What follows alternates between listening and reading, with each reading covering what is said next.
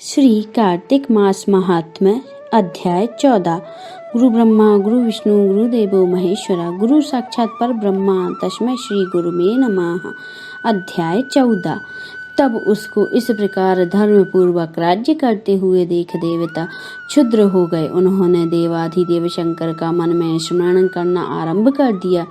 तब भक्तों की कामना पूर्ण करने वाले शंकर जी ने नारद जी को बुलाकर देव कार्य की इच्छा से उनको वहां भेजा। शुंभ भक्त नारद शिव की आज्ञा से देवपुरी में गए। इंद्र आदि सभी देवता व्याकुल हो शीघ्रता से उठ नारद जी को उत्कंठना भरी दृष्टि से देखने लगे।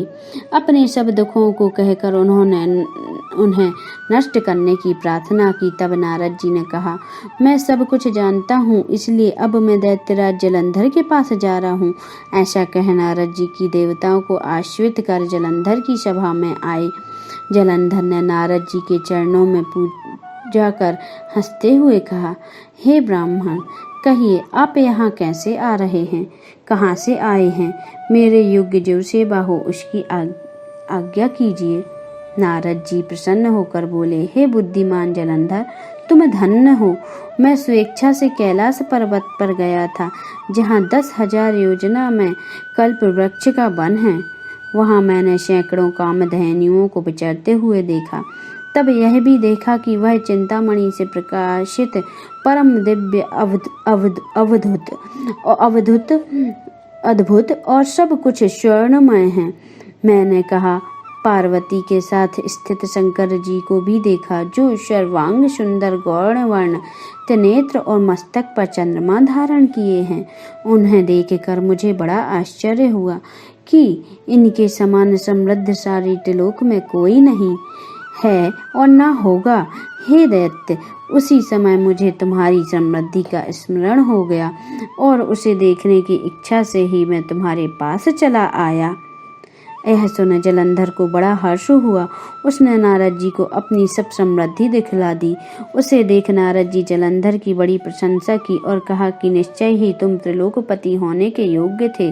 ब्रह्मा जी का हास्ययुक्त विमान तुम ले आए हो और ध्रुवलोक, पाताल और पृथ्वी पर जितने भी रत्नादि हैं, सब तुम्हारे पास ही तो हैं। ऐरावत, उच्छेद, घोड़ा, कल्प वृक्ष और कुबेर की निधि भी तुम्हारे पास है। मणि और रत्नों के ढेर भी तुम्हारे पास लगे हुए हैं। इसमें मैं बड़ा प्रसन्न हूँ। तुम्हारे पास कोई स्त्री रजत नहीं है, उसके बिना तुम्हारा यह सब फीका है। तुम्हें किसी स्त्री रजत को ग्रहण कर लो। नारद जी के ऐसे वचन सुनकर देवराज काम में व्याकुल हो गया। उसने नारद जी को प्रणाम कर पूछा कि ऐसी स्त्री कहाँ मिलेगी जो सब रत्नों में श्रेष्ठ हो। नारद जी ने कहा, ऐसा रत्न तो कैलाश पर्वत में योगी शंकर के पास ही है।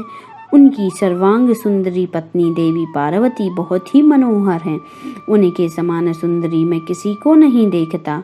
उनके उस रत्न की उपमा तीनों लोकों में नहीं है।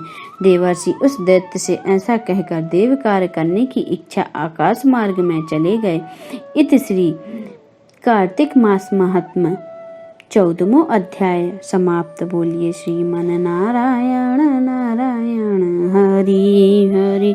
श्रीमन नारायण नारायण हरि हरि। जय श्री कृष्णा भक्तों।